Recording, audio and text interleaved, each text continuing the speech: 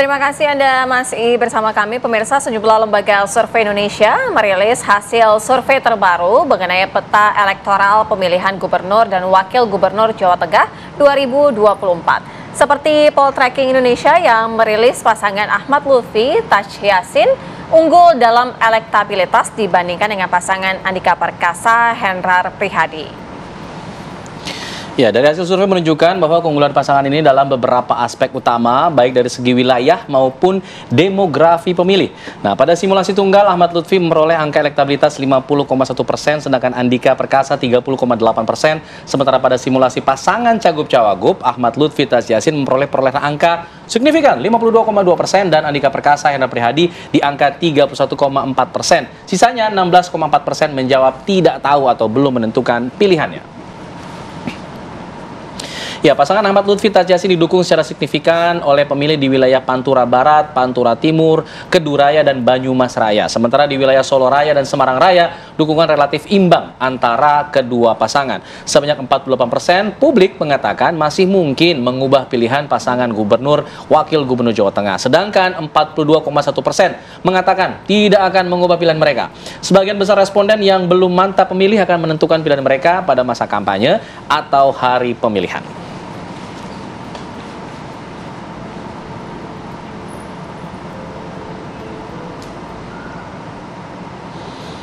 Ya, untuk membahas mengenai hasil sejumlah lembaga survei yang salah satunya juga dilakukan oleh Poltreking, kita akan membahasnya pemirsa bagaimana kemudian pemetaan politik di Pilkada Jawa Tengah ini. Sudah hadir bersama kami di studio ada Mas Hanta Yuda selaku Direktur Eksekutif Poltreking Indonesia. Selamat pagi. Selamat pagi, Mas Hanta. Selamat pagi.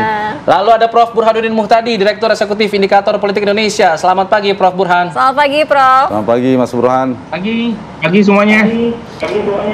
Baik. Kita ingin ke Mas Hanta kalau begitu. Mas Hanta, kalau kita melihat hasil survei terbaru, pemetaannya sepertinya masih cukup kuat salah satu pasangan calon ini, Ahmad Lutfi dan juga Taj Yassin. Faktor apa yang paling signifikan membuat pasangan ini unggul, Mas?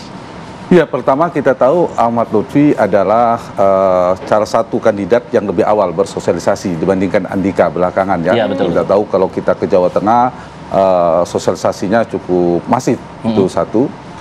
Dan beliau adalah mantan Kapolda Jawa Tengah yang artinya memiliki basis yang cukup lama berada di Jawa Tengah. Itu faktor pertama. Yang kedua, pasangannya juga ini kan saling kontributif ya antara Cagup dan Cawagupnya. Taj Yassin adalah wakil gubernur incumbent. Nah, itu juga kontribusinya cukup kuat ya, kita lihat dari cukup itu. Kemudian satu lagi menurut saya juga kita bisa dalami di mana dua atau pasangan ini bisa jadi dipersepsikan bagian dari dua kekuatan politik yang cukup kuat, yaitu Pak Jokowi dan Pak Prabowo di sana. Jadi dalam persepsi publik ya secara tidak langsung itu memberikan kontribusi secara elektoral. Karena kalau kita bedah misalnya approval rating Pak Jokowi yang cukup tinggi di Jawa Tengah sekitar 86,4%, itu mayoritas sebagian besar ke Ahmad Lutfi Taj Yassin. Begitu juga dengan cross tabulasi yang kita lakukan, cross tab pemilih Pilpres, pemilih Prabowo Gibran itu sebagian besar ke Ahmad Lutfi Taj Yassin. Bahkan pemilih Anies juga lebih ke sana. Sementara pemilih Ganjar itu memang lebih cenderung lebih banyak ke Andika Hendi. Nah, itu faktor yang lainnya. Tentu ditambah lagi beberapa faktor yang cukup ini ya kalau kita perhatikan mengapa cukup tingginya selain mereka lebih awal berpasangan dibandingkan sebelumnya. Dan satu lagi kalau kita lihat kami melakukan cross step juga terhadap pilihan partai. Basis partai itu solid semuanya, semua partai. Ya. Kalau kita perhatikan hanya PD Perjuangan yang ke Andika pemilihnya. Itu pun ada 30% lebih masih ke Ahmad Lutfi Taj Yassin. Sementara partai lainnya Kim Plus, jadi terkonsolidasi semua, Golkar, Gerindra, Demokrat, PAN, ditambah yang plus itu yaitu Nasdem, PKS dan PKB itu semuanya solid di angka 60-70% ke Ahmad Lutfi Taj Yassin. Ya, kontribusi itu juga memberikan dampak. Saya kira itu beberapa faktor yang menyebabkan cukup kuatnya. Selain kekuatan personal ya, yang saya katakan tadi. Baik, kalau dari Prof. Burhan melihatnya salah satu pasangan yang saat ini sudah mulai petanya terlihat jauh lebih unggul dibanding pasangan lain ya? Ya, apakah itu juga terbaca dari indikator politik Indonesia, Mas? Ya, apa yang ditampilkan oleh Mas Hanta itu menurut saya merefleksikan peta elektoral di Jawa Tengah hari ini, kebetulan memang Andika dinobatkan sebagai calon gubernur oleh PD Perjuangan relatif terlambat dibanding misalnya Ahmad Lutfi yang kita tahu sudah sekian lama melakukan sosialisasi. Dan jangan lupa Ahmad Lutfi ini berkarir cukup lama di Jawa Tengah, meskipun beliau berasal dari Jawa Timur, tetapi lama sebagai Kapolda Jawa Tengah, hampir 3-4 tahun. Kemudian sebelumnya menjadi pimpinan wilayah kepolisian di beberapa tempat di Jawa Tengah, di Batang, kemudian di Solo, di Boyolali, dan seterusnya. Jadi cukup lama kiprahnya di Jawa Tengah. Dan kita tahu karena keterlambatan start Andika, maka tingkat kedikenalannya juga tidak terlalu maksimal. Jadi ada ketimpangan popularitas. Meskipun lagi-lagi hati-hati buat Pak Ahmad Lutfi kalau misalnya Andika mampu menaikkan popularitas seimbang dengan Pak Ahmad Lutfi, itu semacam alarm yang cukup mengkhawatirkan buat Ahmad Lutfi. Cuma diuntungkan oleh jadwal kampanye yang terlalu pendek, kan cuma sekitar 2 bulan. Jadi memang waktu tidak banyak buat Andika, tetapi lagi-lagi masih ada potensi buat Andika untuk mengerek elektabilitas sepanjang popularitasnya imbang dengan Ahmad Lutfi. Nah, yang kedua, nah ini juga salah satu pilihan yang menurut saya perlu sampaikan alasannya oleh PD Perjuangan, yaitu pasangan yang ditetapkan oleh gubernur dan wakil gubernur ya oleh PD Perjuangan, itu pasangan yang berasal dari satu rahim tradisi ya, yaitu kelompok nasionalis. Karena kita tahu Mas Hendi ini kan mantan wali kota Semarang yang berasal dari kader murni PD Perjuangan. Pak Andika belakangan aktif di PD Perjuangan. Sementara kalau kita lihat peta dan dinamika elektoral di Jawa Tengah, itu Alfat, itu gabungan atau kombinasi dari 2 tradisi politik ya. Pertama adalah kelompok nasionalis, dan itu terefleksikan oleh kenyataan bahwa Jawa Tengah selalu dimenangkan oleh PD Perjuangan. Tetapi jangan lupa, paling banyak hanya 1/3 mereka yang memilih PD Perjuangan di provinsi ini. Nah, ada sisa yang cukup besar, yaitu kelompok santri, terutama yang tinggal di daerah Pantura, kemudian juga tinggal di wilayah tengah, ya Jawa Tengah, sekitar Magelang, Wonosobo, dan sebagian wilayah di Banyumas. Nah, ini yang tidak terwakili oleh 2 sosok yang ditampilkan oleh PD Perjuangan, yaitu Pak Andika dengan Mas Hendi. Nah, kebetulan Ahmad Lutfi ini meminang figur yang mewakili kelompok ini, kelompok santri ini, yaitu Gustaz Yassin, putra dari almarhumlah Kiai Maimun Zubair, ya, yang kita tahu sangat dihormati bukan hanya di Jawa Tengah tapi juga di Indonesia. Dan Gus Yassin ini juga pernah menjadi wakil gubernur Jawa Tengah, mendampingi Ganjar Pranowo dan maju di DPD dengan suara salah satu yang terbesar di Indonesia. Betul. Jadi ini keunggulan sementara, tapi lagi-lagi masih ada waktu ya buat Andika dan Mas Hendi untuk mengejar ketertinggalan. Oke, Mas Hanta, kalau kita lihat ketertinggalan dari pasangan Andika dan juga wakilnya di 4 wilayah kalau tidak salah mereka tertinggal ya. Nah, ini apakah potensi tadi kalau dikatakan oleh Mas Burhan, potensinya ada sebenarnya. Apa yang bisa membuat mereka suaranya bisa terkerek di 4 wilayah yang tertinggal ini? Ya, menurut saya setuju dengan Mas Burhan ya bahwa perolehan Andika Hendi itu bukan perolehan yang rendah. Dia baru bersosialisasi, kita bisa dianggap penantang karena Taj Yassin adalah wakil gubernur incumbent. Nah, itu modal di atas 30% itu modal yang relatif kuat ya. Karena itu bagi Ahmad Lutfi dan Taj Yassin harus antisipasi. Karena waktu 2 bulan singkat tapi bisa punya waktu kalau kemudian ada dinamika yang menyertainya. Dan yang kedua, sebelum kita ke area subkultur tadi, saya menyambung yang disampaikan oleh Mas Burhan tadi. Memang kalau dibedah dari data survei Poltreking Indonesia, itu yang merasa terasosiasi terhadap NU, ormas Islam NU, Jawa Tengah juga tinggi, 75%. Dari 75% itu mayoritas melampaui elektabilitas ya perbandingannya itu ke Ahmad Lutfi Taj Yassin. Nah, salah satu faktor mereka yang kombinasi nasionalis religiusnya cukup kuat, itu satu sisi. Yang kedua, betul di Jawa Tengah itu selain tadi ada basis hijaunya, religius NU-nya relatif kuat, tapi juga di sana kita tahu basis merah atau nasionalisnya juga menjadi istilahnya kan kandang banteng kan di sana.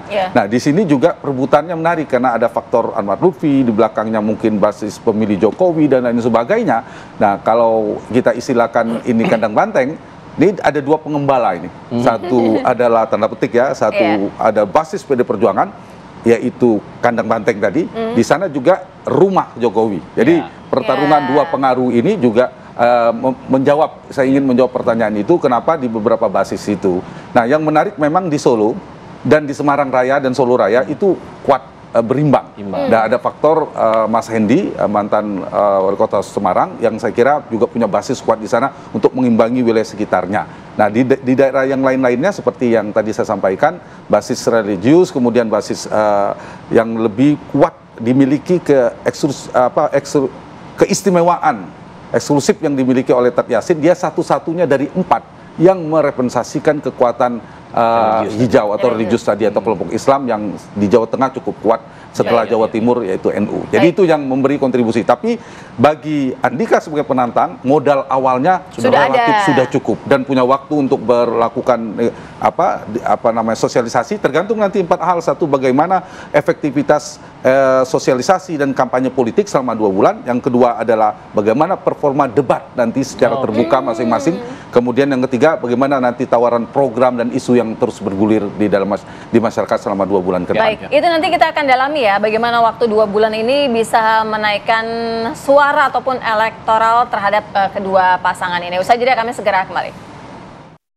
Kita lanjutkan dialog. Kalau tadi Mas Hanta sempat menyebutkan masih ada waktu kurang lebih 2 bulan yang paling tidak bisa menentukan menaikkan suara ataupun elektoral. Ada beberapa hal, salah satu mungkin debat, kemudian juga kampanye ataupun belusukan ya ketika safari politik dan juga komunikasi politik. Kalau dari Prof. Burhan sendiri melihatnya seperti apa dalam waktu 2 bulan ini? Kira-kira faktor apa saja yang bisa membuat suara dari paslon ini bisa berkembang ataupun naik? Popularitas adalah kunci. Ya, dan kalau kita lihat Jawa Tengah dengan berbagai macam kesulitan terutama dari sisi geografis, tidak mudah memang untuk menaikkan tingkat kekenalan dalam waktu singkat. Dan jangan lupa di Jawa Tengah mereka yang terekspos oleh media, sosmed maupun media konvensional itu juga tidak setinggi Jakarta. Kalau di Jakarta kan tingkat pendidikan, pendapatan, akses terhadap informasi itu 5 kali lipat lebih tinggi daripada rata-rata nasional. Dan geografinya lebih mudah untuk dijangkau dalam waktu 2 bulan oleh tim ses melalui canvassing atau door to door. Di Jawa Tengah ini sangat luas, ya, merentang mulai dari Rembang sampai Brebes, dari Wonogiri hingga Cilacap. Jadi memang tidak mudah, kecuali ada momentum luar biasa melalui acara yang ditonton oleh khalayak Jawa Tengah lebih luas. Jadi singkat kata memang ada pertarungan antara mesin versus man, ya. Jadi mesin di sini adalah PD Perjuangan. Jadi seberapa mampu PD Perjuangan menggerakkan mesin partainya. Yang kedua, man-nya, personalitinya, tokohnya. Nah, apakah Pak Andika atau Pak Lutfi itu mampu atau tidak untuk melakukan penetrasi ke basis lawan. Nah, sejauh ini Pak Lutfi ini meskipun bukan orang partai, tetapi punya kedekatan di basis-basis PD Perjuangan, ya. Dan itu yang menjelaskan misalnya kalau kita lihat survei Mas Hanta, itu di sebagian wilayah basis PD Perjuangan, itu Pak Lutfi unggul, gitu ya. Meskipun beliau bukan kader PD Perjuangan. Jadi lagi-lagi kekuatan PD Perjuangan dalam menggerakkan basis partainya itu menjadi kunci. Terutama di Jawa Tengah yang kita tahu adalah kandang banteng, ya. Dan jangan lupa dalam pilkada-pilkada sebelumnya PD Perjuangan unggul terutama dalam menggerakkan mesin partainya. Waktu Ganjar maju 2013 itu elektabilitasnya awalnya kalah dibanding Pak Bibit, petahana saat itu. Tetapi akhirnya kan Ganjar unggul tuh, di Jawa Tengah. Demikian juga ketika Bibit Waluyo maju melalui kendaraan PD Perjuangan, juga awalnya kalah, tapi kekuatan dan soliditas mesin partai mampu menggerakkan Pak Bibit untuk unggul yang waktu itu masih diusung oleh PD Perjuangan. Nah, kekuatan mesin partai ini terbukti gagal dalam Pilpres 2024 kemarin. Jadi elektabilitas Ganjar yang didukung oleh PDI Perjuangan di Jawa Tengah kalah telak, hanya menang di Wonogiri dan Boyolali. Artinya sekali lagi, inilah kembali ke kekuatan mesin partai, Vira. Apakah PDI Perjuangan mampu menggerakkan mesinnya dalam waktu 2 bulan, ataukah Pak Lutfi yang justru makin leading ya dengan kemampuannya untuk mempenetrasi basis kandang merah. Oke, Prof, pertanyaan selanjutnya, apakah kemudian mesin partai ini dari partai masing-masing pasangan calon ini, apakah memang untuk dalam 2 bulan ini, apakah memang bisa difokuskan di titik-titik yang mereka sudah pasti menang begitu, atau merambah ke titik lain agar kemudian bisa menambah elektoral mereka? Fokusnya lebih baik kemana begitu kalau pandangan dari Prof? Iya, sebenarnya secara elektoral lebih mudah ya menggarap basis sendiri ya, Alfa. Jadi kalau misalnya Pak Lutfi kan didukung oleh kekuatan partai besar ya, Kimplas ya. Itu total sekitar 72-73% kekuatan partai pendukung Ahmad Lutfi dan Gus Yassin ya. Tetapi lagi-lagi kalau kita lihat, kita bedah, di antara partai-partai pendukung Pak Lutfi itu mesin partainya yang militan kan cuma PKS. Yang lain tidak terlalu kuat ya. Mungkin PKB bisa dimasukkan sebagai salah satu mesin partai yang kuat karena punya jejaring atau network terutama di kalangan Nahdien ya. Tetapi di luar itu kita belum melihat kekuatan mesin partai pendukung Pak Lutfi yang mumpuni ya. Yang terkenal cukup kuat basis dan militansi serta kekuatan mesin partainya PDI Perjuangan meskipun gagal di Pilpres kemarin.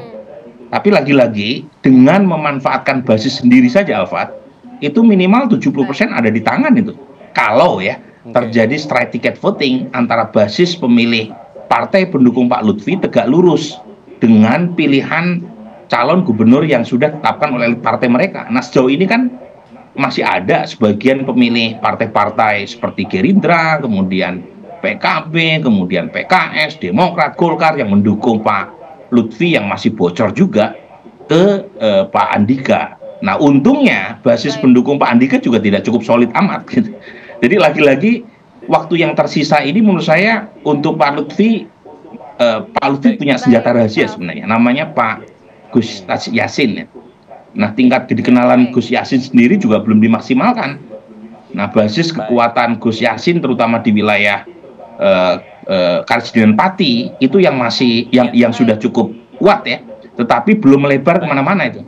Jadi wilayah Pati, kemudian wilayah Rembang, Demak, Jepara, itu Pak Lutfi banyak sumbangan terutama dari kontribusi Gus Yassin. Tapi sayangnya Gus Yassin belum cukup banyak dimanfaatkan untuk keliling di wilayah lain, terutama di basis-basis NU di wilayah Kedu atau Banyumasan. Kalau dari Mas Hanta melihatnya, yang paling tidak untuk menaikkan elektoral di waktu-waktu yang tersisa? Ya, memang kalau kita perhatikan andalan bagi PDI Perjuangan, terutama Jawa Tengah adalah mesin partai. Saya sepakat dengan Prof. Burhan.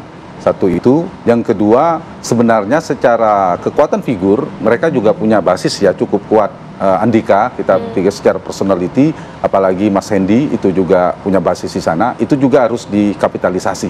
Jadi dengan waktu yang 2 bulan ini, efektivitas bekerjanya mesin politik, kemudian kekuatan branding, personal branding dari 2 orang ini untuk menawarkan sesuatu, apakah program, apakah gimmick politik dan sebagainya yang meledak, itu kalau ternyata ada, itu ada potensi untuk dinaikkan.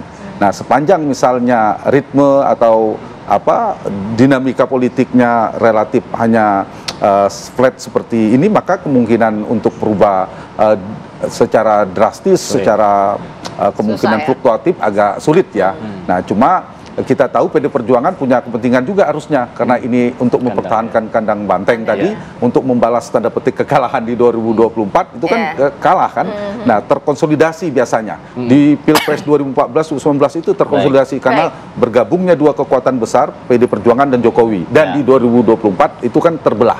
Nah, ini yang saya kira Jawa Tengah sebagai lumbung elektoral selain Jawa Barat, Jawa Timur itu menjadi concern bagi PDI Perjuangan untuk merebut kembali basis itu, mestinya menjadi motivasi. Ditambah kita tahu Jawa Tengah ini menarik eskalator politik nasional, gara-gara Mas Ganjar jadi capres, ini siapa pemenang?